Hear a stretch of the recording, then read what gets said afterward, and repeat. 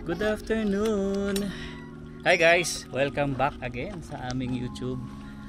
Hi, alam niyo na guys, it's Friday. Tapos na naman yung yung linggo. Ang bilis ng araw talaga. Ay, masaya na naman ako. Kasi wala tayong masyadong iisipin ngayon.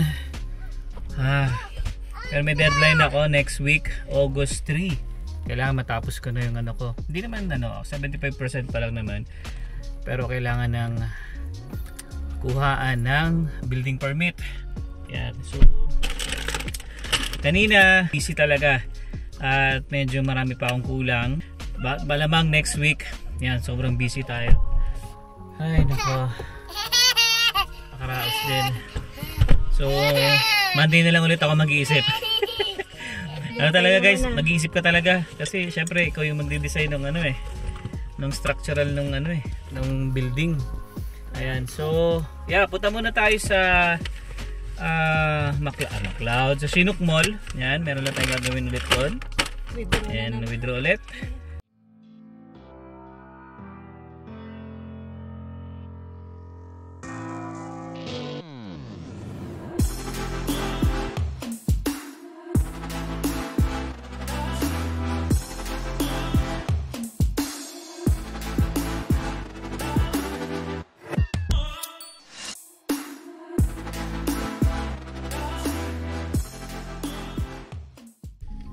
So, ayan, hello again guys, no? Actually, napaaga pala ako ng uwi kaysa kay Alvin, so hindi kami sabay umuwi ngayong Friday. Naka-date siya. Dahil, ayan, kasi gustong umuwi na ng namin, isa sa mga kasamahan, sabi niya may severe thunderstorm in effect. So, you can guys go home by 4 PM, yan, instead of 4:30 or 5, no? Uwi na raw kaming maaga. So, may mga ganun-ganun din palang ganap, no, kapag may mga ganyang effect. Although, tinitingnan ko yung skies kanina nung pauwi ako, parang wala pa naman. Pero sabi niya, it's coming. Pero nandun rin sa apps ko severe thunderstorm warning is in effect. Pero tingnan nyo naman guys, diba? Very clear yung skies. Pero hindi na naman ako nag-aantay ng thunderstorm. Nagpapasalamat na lang din ako na nakauwi kami ng maaga. So, si Alwin ay natagalan pa kasi matagal dumating daw yung train. Yun, ako nag-bus na lang pa uwi. So, mabilis lang naman pag pauwi kapag magko-commute. Sumasabay lang talaga ako kay Alvin. Kasi may other choice naman din. Ayun, so anyway, siya nga pala, today is Friday and may bago na namang lumabas na breaking news. So, ito ni-research ko na rin kasi parang part lang ng article yung nabasa ko kanina. Pero sinasabi nga nila na effective today, which is June 21, IRCC has announced that foreign nationals are no longer able to apply for PGWP at their Canadian port of entry. Okay? So, hindi naman sinasabing bawal na mag-apply ng PGWP Huwag mo na magpanik. Yung sentence na yon ay para sa mga magbabalak makakuha ng PGWP through flag polling. Yan. May tinatawag kasi tayo ditong flag polling. Actually, hindi ko pa talaga siya na-try. Naririnig ko lang yan sa maraming mga nagpo-post or nag-share ng kanilang experience kasi nga daw napapabilis mo yung pagkuha mo ng work permit or yun nga, PGWP kapag nag-flagpole ka. So, ito ang definition ng flagpole or what is flagpoling nga naman, no? Ang flagpole, pupunta ka sa border ng Canada at USA. Malapit lang syempre yung USA dito. Magkatabi lang ang Canada at USA.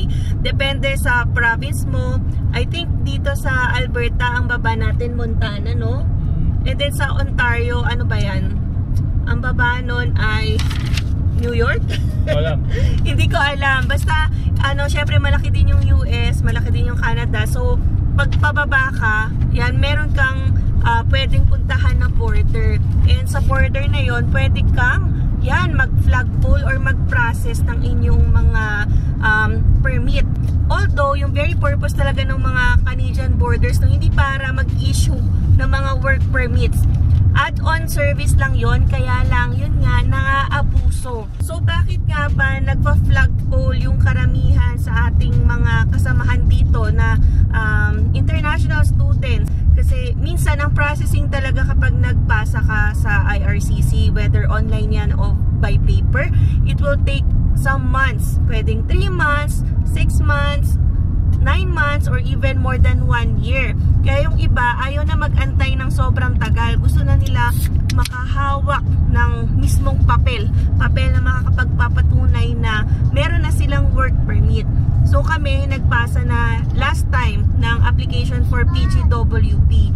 So currently kami ay implied status, and ang processing kasi ng PGWP application, pag solo applicant ka, 1 month lang okay na yun. Parang nakakuha na ang karamihan ng approval or decision. Pero kasi kapag may dependent, sabi talaga, usually it takes longer time kasi nga syempre maraming i-check kung may asawa ka pa, may anak ka pa, and it might take 6 months, ganyan, or more than that. Kaya yung iba, ayaw nang mag-antay ng ganong katagal kasi nga syempre implied status ka lang, wala kang papel na hinahawakan. Although allowed ka to work for unlimited hours kapag implied status ka na international student then going to PGWP. So kung ayaw mong mag-antay ng matagal na proseso, ang ginagawa ng karamihan ng mga tao ay nagpa-flagpole. Pumupunta sila sa mga borders ng Canada and USA, and then babalik agad sila sa Canada. So yun yung flagpole. Parang pumunta ka lang sa border, then dapat bumalik ka ulit sa Canada within 24 hours. Yan. Kaya lang ngayon ay pipigilan na or ililimit na yung pagpa-flagpole dahil nakaka-apekto na raw yan sa services na dapat ay ibinibigay dyan sa Canadian border. So itong pagre-restrict sa flagpoling, sabi sa news, ay para daw i-allow yung mga border officers ng more time to complete enforcement activities. Kasi yung mga border officers, may purpose talaga sila. Bakit sila nandyan? Yan, syempre to facilitate yung safety and security ng mga borders, whether Canada and US, and then to speed up the movement of commercial goods between US and Canada. So kung dadagdag pa yung mga individuals na gustong mag-flagpole para ma-fast track whether yung student visa nila, yung work permit nila, or yung PGWP nila, nakakadagdag yon or nakakadelay ng mga gawain dyan sa Canadian border. So gusto nila maiwasan yun, and syempre makapag-focus sila sa mga mas mahalaga pang dapat gawin ng mga border officers. So yun nga, ang effect nito, syempre since wala nang flagpoling para sa mga individuals or PGWP holders, ayan, para daw maging fair sa lahat ng applicants. So kung yung international student nagpasa na via online, dapat lahat din dumaan sa ganung proseso. Hindi yung isa, ay gusto ko mauna, gusto ko magka-work permit agad or PGWP agad, magpa-flagpole na lang ako. So kayo, bahala kayo dyan mag-wait sa IRCC. So ganun yung mga nangyayari. So may kakilala rin ako nagbalak na mag-flagpole, pero yun nga, because of the news nga, nag-opt na lang din siya na mag-antay na lang for the results or sa PGWP application namin. So yun nga, no, hindi talaga kasi ang purpose ng mga Canadian border ay mag-issue ng mga work permits. Add-on service lang yon, legitimate naman talaga, pero naaabuso. Yan na naman tayo sa naaabuso. So instead of waiting sa IRCC result, talaga ginagamit nila yung flagpole para makakuha ng mabilisang resulta or permit. Ayan, so flagpoling, sabi ni Immigration Minister Mark Miller, ay unnecessary. So yung time and effort daw na required to process applications from flagpolers, it takes officers on both sides of the border away from their crucial role. Yan, kinukuha daw natin yung mga nagtatry ng flagpole na yan, ang mga mahahalagang oras at effort nila na imbes na mag-protect sila ng safety, security, and prosperity ng Canadians and Americans, na pupunta pa yung oras or effort nila sa pag-i-issue sa mga taong nagpa-flagpole ng mga immigration permits na, ayan nga, na gusto nilang makuha. Ayan, kaya nga ililimit na yon. So, nagkaroon na rin talaga ng big issue yan, I think, few months ago. Kaya ngayon, ito na yung resolution ng ating Immigration Minister Mark Miller. Ayan, kasi ayon sa kanilang statistics or status, yan, sa lahat daw ng mga nagpa-flagpole, 20% doon ay mga PGWP holders. Yan, so sobrang nakakadagdag talaga daw ng sa oras ng mga Canadian borders yung mga PGWP holders. Gusto na kaagad maka-process. So kami naman, hindi kami nagbalak mag-flagpole. Kami ay, sabi ko, antay na lang. Kasi alam nyo yun, super risky mag-flagpole. Kung nanonood kayo ng news ha, may mga napapa-deport, napapakuha agad ng ticket. Kasi ayaw na pabalikin sa Canada. And na detect nila na nagkakaroon ng misrepresentation, wala ka palang valid status.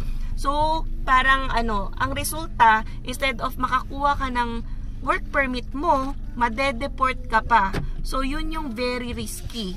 Yan, di ba? So, buti tayo, never natin naisip yun, di ba? Na ganyan. Oo, nagtanong lang kami, nagtataka kami, ano pa tong flagpoling? Kasi marami na tayong nakikita nagpo-post na successful sa ginagawa nila. Pero yun nga, because of abuse in the system na rin, syempre, ang dami ng inaasikaso, nakaka-delay na sa movement ng ng mga cars, pati movement ng goods and services. So yan, tatanggalin na ang flagpoling for PGWP holders. Okay. Yan. So mamaya tuloy natin yung kwentuhan dyan, nandito na tayo sa TV. Kasi tayo sa Chinook. Yan, ayusin muna namin ang aming bag. Yes. Yun guys, speaking sa mga flagpoling na yan, yun nga, medyo nakakatakot talaga yan. At okay na rin yun, at least kumbaga lahat pantay-pantay, maghintay tayo lahat. Pero may ganun talaga may gusto rin talagang mauna na rin kasi nga syempre nag-aalala din sila. Minsan kakapusin na rin kasi yung nila. Maybe yung iba para maka-start kasi sa work kailangan ng work permit. Nire-require yung employers tayo, buti na lang. Ako pala, okay lang kahit PGWP application. Sa akin nga din wala Di ba? Hindi ako kinausap ng HR namin. Kasi malalaman nila yan Oo, depende sa work talaga. Kaya yung iba, may iba talaga nagmamadali. Kailangan talaga. Ayan, so anyway, ikot-ikot muna tayo dito. And withdraw muna tayo sa TD. A few inches later. Go! Let's go, may makulit kaming kasama lagi Gusto ko iwan na lang sa bahay ito Ayaw na mag-stroller Oo nga Talon ng talon. Makulit, sobrang kulit. Nasaan? Ay hindi ka makulit? No? Sino makulit? Si Mami? Mami. Yan, so yun guys, tapos na tayo mag-withdraw. Ngayon naman punta kami ng Urban. May sisilipin lang ako. Tapos Walmart at mag-grocery na rin kami ng gatas ni Sayon tsaka konting gulay lang. Siyempre marami tayong mga karne. Yun nga pala sayang may binibenta si Sam, mga beef. Gusto ko ang bumili Isang box Hati nga sana kami ni Bianca. Ano sabi ni Bianca? Hindi pa raw kakasya sa ref nila. Sayang guys, ang mura nung benta niya. Isang box siya. Hanap ka ng kahati. Several song-filled hours later. Ayan guys, galing na kami dito sa Urban Wholesale and grabe, hindi mapigilan itong isa dito. May binili na naman nga po. And syempre, ay hindi ko naman makakontrol yon dahil ito ay profit niya sa pagtitrade. Yes. So sabi ko nga kanya-kanya kami kung hindi naman ito budget ng family. So ito ay sariling sikap niya sa pagmamanual trade. Yes. Okay, so may nakuha siya, nabili siyang Sony XV500. Yan, wireless speaker. Yan, yes, Sony. Yan, $349 pero yan, on sale din. Ang original talaga niyan, $499. Yan. So nag-sale sila, ginawa nilang $249 na lang. Oo. So binili ko na siya. Yes. Tatas ng ayun, pakita ko. Kasi may nagsabi kasi, demo demo yung account ko. Pakita natin sa kanila. Para maniwala. Ayan. So, ito na yung balance can. $100 yung basa dyan na kasi sent account to. And then, ano yung profit mo for last week? For today. So, nag-profit kasi siya kaya malakas yung loob. So, profit for manual yan, 74 for today. $74, no? And then last week, ito, 137 yung total for last week. And then for last month, ayan, naka 339.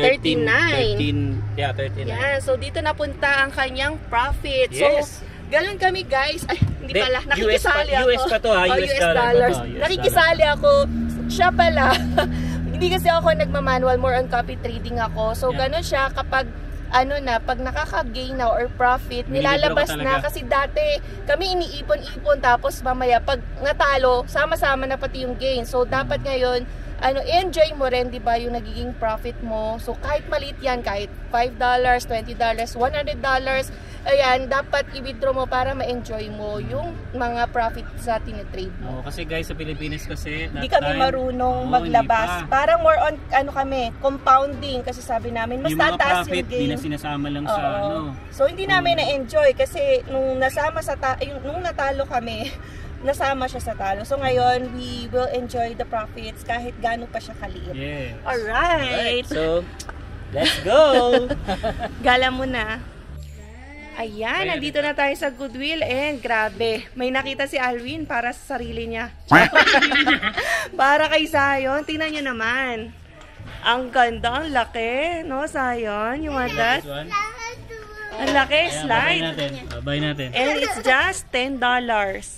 So, ibigay na para naman kay Zion kasi mahilig siya sa slides. Gusto niya yung nakikita nagpo-fall yung mga, yung ball, yung cars, from top to bottom. So, maganda rin kasi ang daming kulay. Diba? Buy natin. Sige na. Buy na. Alright. So, ito na naman nabili sa Gusto na makuha. Let's go. Magsasara na rin pala yung Goodwill. Kasi, na baby, no? Mag-8 na. Punta tayo Walmart. Okay. Ibabay na natin. Gusto na makuha. Tinan mo, ganyan ka-addict si Zion sa slides. That's just $10, guys. No, good deal. Hindi naka-half ng price. Yellow tag kasi yan ang 50 off ngayon. Ay, red tag. Ayan yung nakalagay dito. So, every week, guys, nagbabago ng tag. Yan, kung ano yung naka-50 off. So, yan. Diba, iba-iba yung nakikita nyo. Red, yellow, blue. May green pa dyan. Ngayon, ang naka-sale ay red. So, full price namin bibilin full price namin bibilin yung slides, yung toy. Kasi yellow siya. Okay? Nakabili rin yata kami ng takip sa kaldero. Magkano kaya yun? Mura lang naman siguro yun. Kasi takip na lang kailangan namin. So, nabili natin $15 dahil meron pang eto takip nga ng kaldero. pagprito. Ano ba to? $1 lang. Kung anong mga base, parang ganyan. Gaya ng fork and spoon siguro. Saan na? Nandun na sila. Nauna na. Thank you. 1 week later. Ayan, nakauwi na tayo. And di na kami naka-vlog sa Walmart, no? Pero, ayan lang naman yung nabili namin. Konti lang. Mga pang sopas, ganyan. Tsaka gulay-gulay. Pinapay. Tigat ba? Si Zion, no? Gustong-gusto na makuha yung slide. Wait lang. So, kunin na rin ang speaker. Ang daming ibibit-bit. Maybe yung itlog nasa gilid na. Hindi naman maano to. Yan, so, baliktad pa. Alright, so, muna tayo? Kutik-kutik lang. Kutik-kutik. Siyempre, ang pinakamarami din dyan. Yung gatas ni Zion. Wow! Ang laki. Ang laki kahit ni Zion. Kahit naman ni Zion. Haba, ayan, yan ang gusto niya lagi talaga magpa-slide. Oh, di ba? Natuwa na siya. Alright, so tutulong muna ako magbaba ng mga gamit at marami pa dito. Let's go, Zion! So, ito na nga po, nadagdagan na naman ng kalat sa bahay. And, yan na ang inasikaso ni Zion pagkadating talaga. Gustong-gusto ang malaking slide. Alright. Tingin nga. Wow! Oh, that's good! Ay, ang galing! Wow! Alright!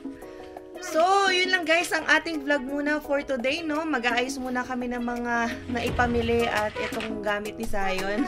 Ay, ayan, ikakalat pala muna. So, I hope nag-enjoy kayo sa ating video for today. If you have any questions, you can leave your questions down below. And sa mga bago po sa aming channel, you can consider subscribing po. And don't forget to click the notification bell para updated rin kayo sa aming latest video uploads. So yeah, we'll see you on the next one. Peace!